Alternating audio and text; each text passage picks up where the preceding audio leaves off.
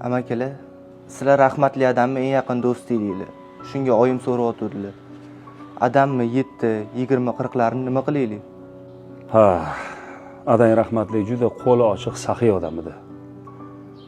Xudoylarni qilmasalaring, rahmatlini ruhi chirqiraydi.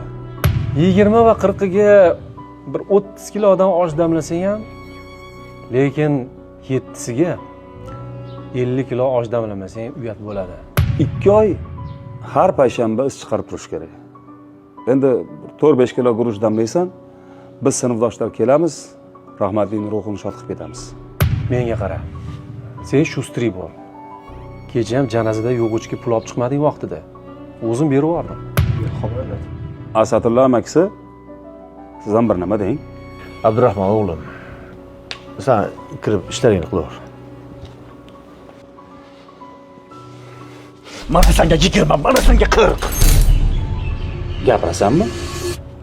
Rahmatli Farhodning o'rnida salla bo'lganingda, sallani o'g'illaringga men shunaqa maslahat bersam, nima bo'lardi?